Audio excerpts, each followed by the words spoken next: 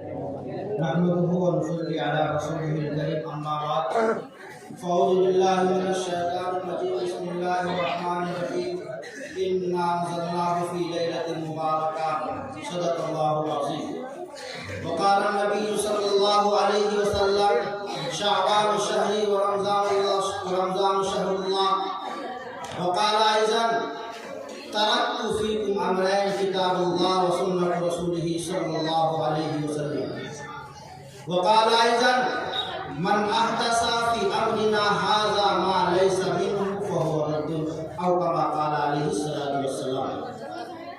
اللہ تبارک و تعالیٰ کا بے حساب بے انتہا احسان ہوا کہ اللہ تبارک و تعالیٰ نے ہمیں اور آپ کو چن کر کے منتخب فرما کر کے بیچ کر کے اس نورانی اور بابرکت مجلس میں بیٹھنے کی توفیق نصیب فرمائی. اس لیے اللہ تبارک و تعالیٰ کی شکریہ ادا کیجیے الحمدللہ.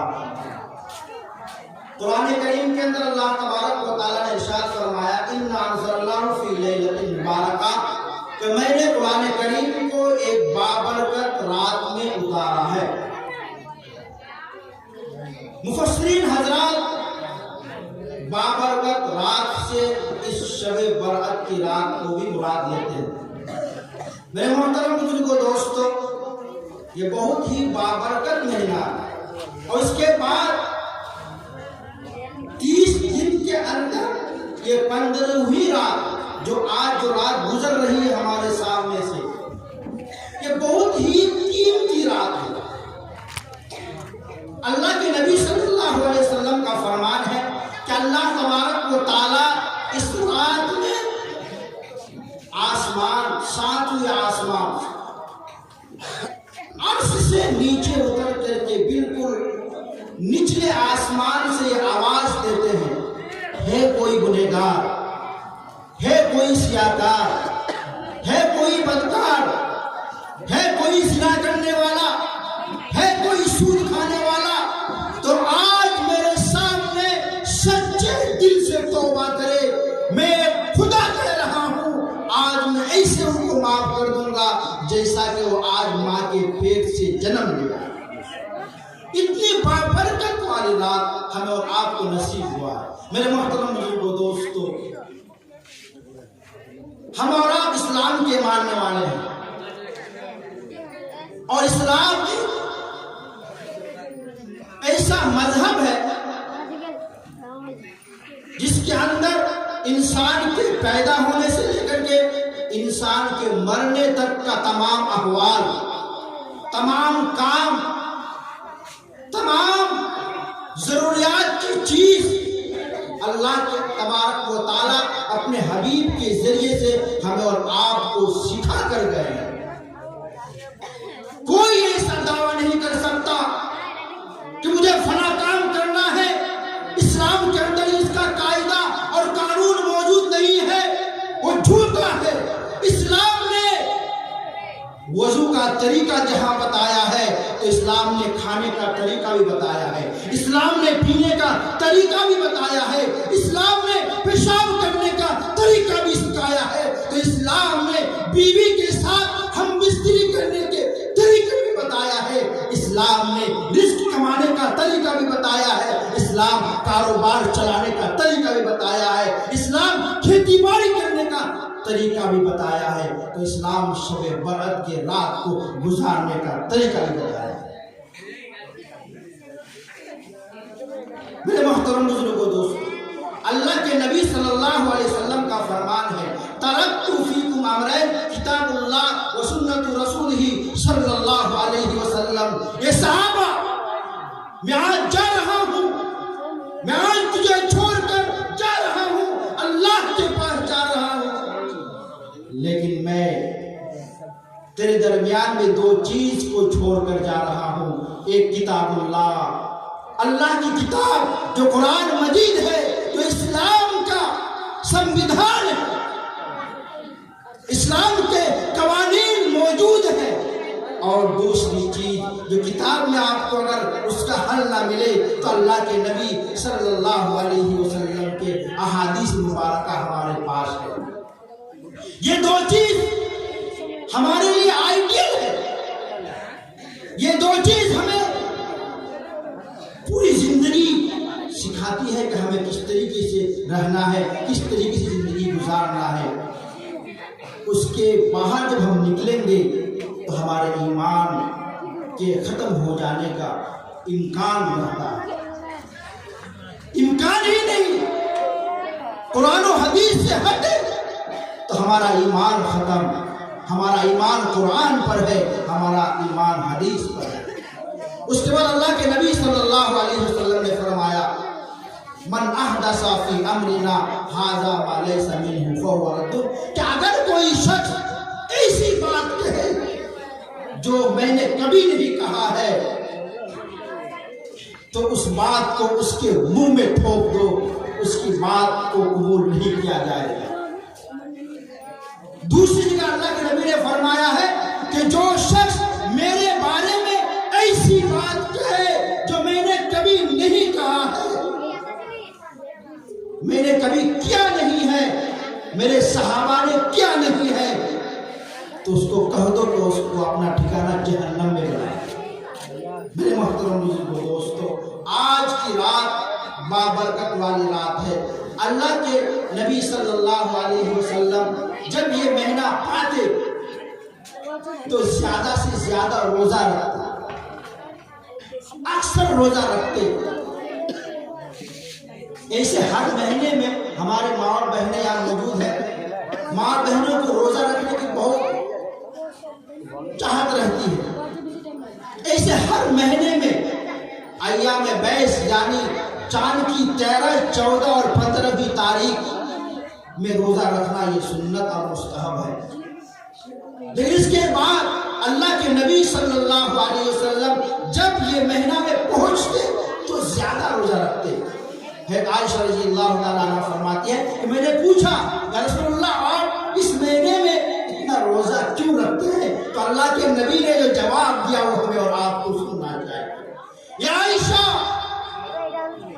اس مہینے کے اندر آئندہ سال کا بجٹ تیار ہوتا ہے، پورے سال کی بجٹ تیار کیا جاتا ہے کہ کتنے لوگ اس دنیا میں آئیں گے، کتنے لوگ مریں گے، کتنا لوگ کتنا کھائے گا، کتنا اناج اگے گا، کتنی بارش برسائی جائے گی، یہ تمام چیز لکھا جاتا ہے۔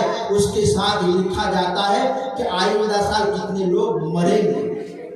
اللہ کے نبی نے فرمایا میں چاہتا ہوں کہ جب میرا نام لکھا جائے مرنے کا تو میں روزے کی حالت میں ہوں، میں چاہتا ہوں۔ تو ہمیں اور آپ کو بھی یہ کام عمل میں لانا چاہیے کہ اس مہینے میں ہم اور آپ زیادہ سے زیادہ روزہ رکھیں۔ میرے محترم بزرگوں، دوستوں، اللہ کے نبی صلی اللہ علیہ وسلم اس دنیا سے چلے گئے، جو کیے صحابہ کرام کو تعلیم دے کر چلے گئے۔ آپ صلی اللہ علیہ وسلم کے زمانے میں یہ مہینہ آتا تھا، شب برات کے دن آتا تھا، لیکن آپ نے عمل کیا۔ اس مہینے میں، اس رات میں ہمیں آپ کو زیادہ سے زیادہ قرآن کی تلاوت کرنی ہے، زیادہ سے زیادہ تسبیحات کرنی ہے، استغفار کرنا ہے، دعائیں کرنا ہے، اپنے مردوں کے لیے دعائیں کرنی ہے۔ لیکن ہم لوگ اس کے بجائے بس حلوہ روٹی اور پورے رات بس جگمگا دیے قبرستان کو، موم بتی جلا دیے، اگربتی جلا دیے۔ میرے محترم بزرگوں، دوستوں، اگربتی جلا دینے سے، موم بتی جلا دینے سے ہمارے مردوں کو کچھ پہنچنے والا نہیں ہے۔ سال میں ایک مرتبہ ماں کے قبر کی زیارت کر کے کچھ ملنے والا نہیں ہے۔ میرے پاس رپورٹ ہے کہ آج نوجوان ماں کا اتنا گستاخ، جو ماں اپنے جسم کے خون کو دودھ بنا کر کے ہمیں اور آپ کو پلایا ہے،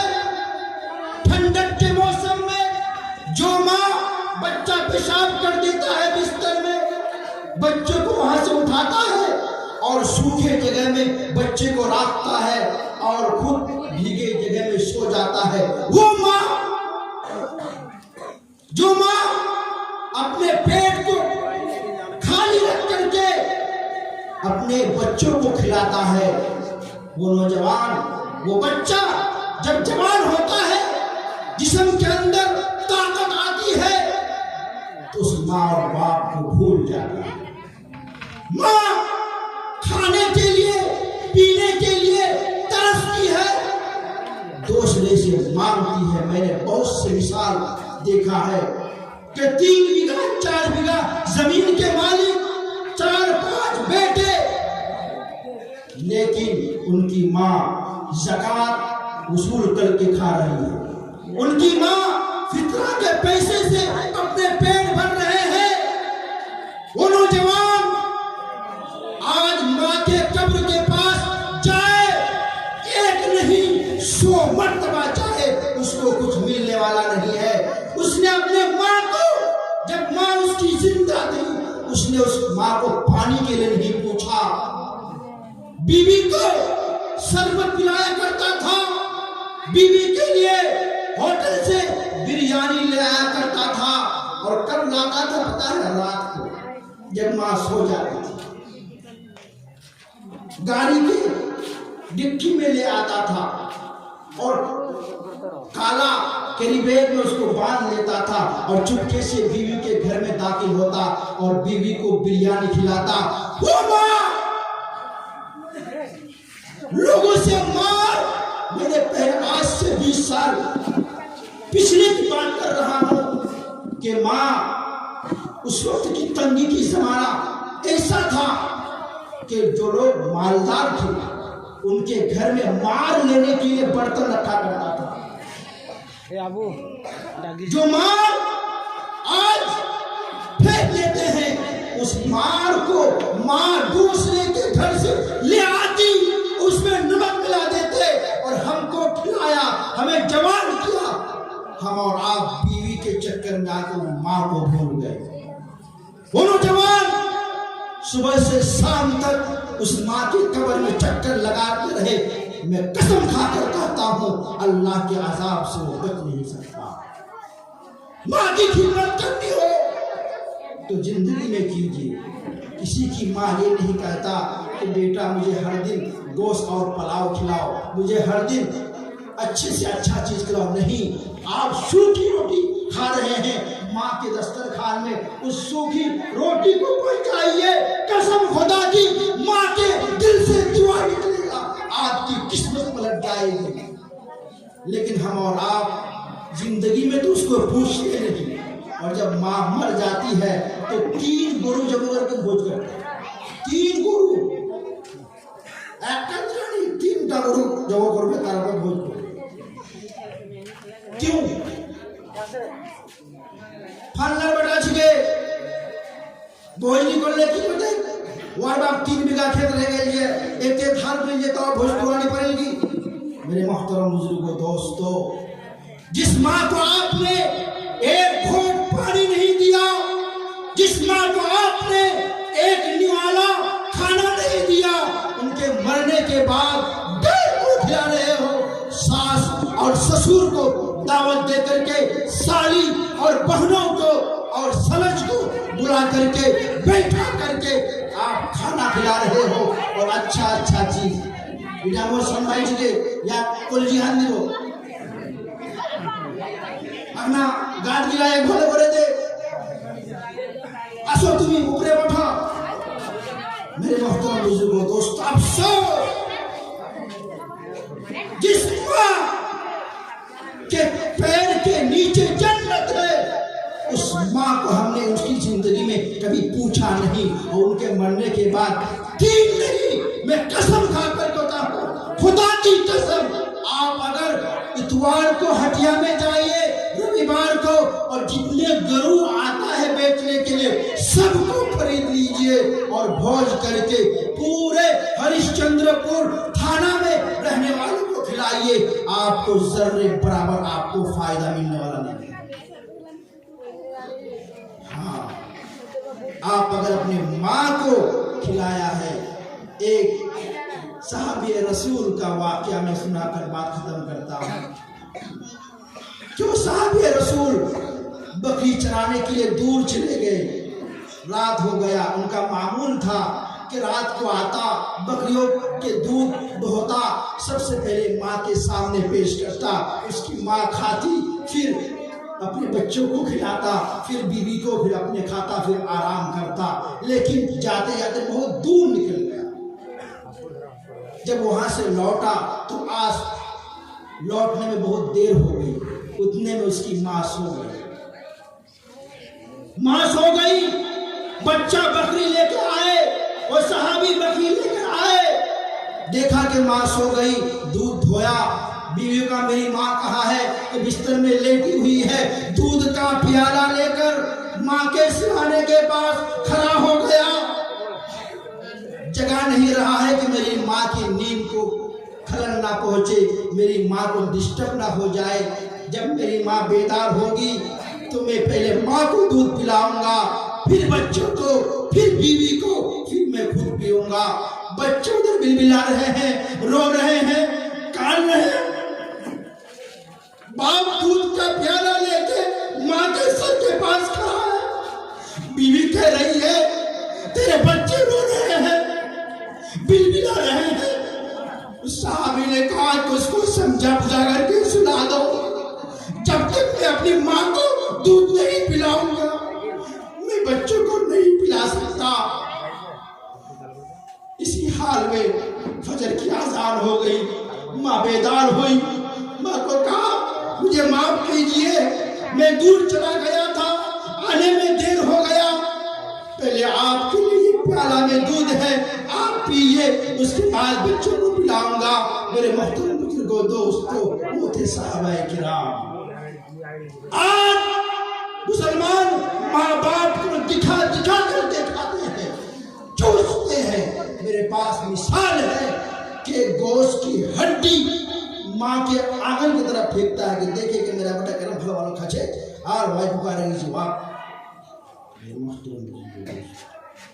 ایسے لوگ آج شب برات میں اللہ کے سامنے دعا کرے، لاکھ تسبیحات پڑھے، لاکھ استغفار کرے، پورے گاؤں والوں کو بٹھا کر کے اپنے لیے دعا کرے. قسم خدا کی اس کی مغفرت نہیں ہوگی جب تک کہ ان کے ماں باپ اس سے راضی نہ ہو جائے. کہاں پہنچ گئے ہیں؟ یہ میلاد کرنے سے اور قبرستان میں جانے سے، اور کتنے عقل سے پیدل ہے. جس ماں کو آپ نے کبھی یاد نہیں کیا زندگی میں، جس ماں کو کبھی آپ نے پانی پینے کے وقت یاد نہیں کیا، کولڈ ڈرنک پلانے میں آپ نے یاد نہیں کیا، اس کے مرنے کے بعد موم بتی آنگن میں اس لیے جلاتا ہے کہ میری ماں کی روح آئے گی. مور مائے راجگار روٹا آج میں راستہ ہے بڑے بابائی اجانے کی موم بتی جلائے. استغفر نعوذ باللہ من ذالک. اللہ تو کسی لائق کی ضرورت نہیں ہے. اللہ چاہے گی آپ کی ماں کی روح کو جہاں چاہے پہنچا دے. جس ماں کے گھر میں آپ نے پنکھا نہیں لگایا، جس ماں کے گھر میں آپ نے لائٹ نہیں چلایا، وہ ماں اندھیری میں زندگی گزار کر چلی گئی. اس کے مرنے کے بعد آج آپ کو فکر ہوا کہ میری ماں آج آئے گی تو اس کے لیے موم بتی جلائے. میرے محترم بزرگوں، دوست، ہمارے ایمان کہاں چلا گیا؟ اس لیے چونکہ وقت بات بہت ساری ہمارے معاشرے کے اندر جو خرابیاں ہے، میرے محترم بزرگوں، دوستو، بیان نہیں کیا جا سکتا. اس لیے آج ہم اور آپ جن کی ماں اور باپ زندہ، میں کہوں گا جتنی بھی غلطیاں ہوئی ہے اپنے ماں کے پاس جائیے، ان کا پیر پکڑیے اور مانگیے، ماں میں نے آپ کو ستایا ہے، آپ کو دکھ دیا ہے. قسم خدا کی ماں باپ کا دل اتنا نرم ہوتا ہے نا کہ اگر آپ ان کے ہاتھ پکڑیں گے وہ موم جیسا گل جائے، پورے دکھ تکلیف کو بھول جائیں گے اور آپ کو اپنے گلے سے لگا لیں گے. ضرورت ہے ہمیں اپنے ماں باپ کے پیر پکڑنے کی. आज जाइए, आज बीवी के बिस्तर को छोड़ करके माँ के पास जाइए, पहले अपनी माँ से माफी मांगिए, उसके बाद मस्जिद में आकर अल्लाह के दरबार में लो लगाइए, या अल्लाह मैंने बहुत गुनाह किया है, आज या अल्लाह तू बख्श दीजिए। अगर माँ ने आपको माफ कर दिया तो अल्लाह भी आपको माफ कर देगा। रिज़ल रब्बी फी रिज़ल वालिदी व सखतुल रब्बी फी सखतिल वालिदी, कि माँ बाप की, अल्लाह की नाराजगी माँ बाप की नाराजगी में है, और अल्लाह की रज़ामंदी माँ बाप की रज़ा। मतलब यह है कि माँ बाप राजी तो अल्लाह भी राजी, और माँ बाप नाराज तो अल्लाह भी नाराज। इसलिए हम और आप माँ बाप को राजी करेंगे इंशाअल्लाह। और आज रात अल्लाह से दुआ करेंगे, अल्लाह बेहिसाब लोगों को आज माफ करेंगे। अल्लाह तबारक व तआला हम और आपको मग़फ़िरत चाहने की तौफ़ीक़ नसीब फरमाए। और आज की बाबरकत रात में अल्लाह तबारक व तआला पूरे मजमे को, पूरे गाँव को, पूरे इलाके वालों को अल्लाह मग़फ़िरत फरमाए। अब मैं इसके बाद जनाब हज़रत मुफ्ती महबूब साहब को दावत दे रहा हूँ कि वो आए और हम सबके सामने चंद कलिमात